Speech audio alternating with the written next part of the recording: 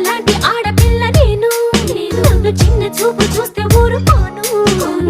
ఎందులోని నీకు నేను తీసుకోను నా సంగతేంటో తెలుసుకోవా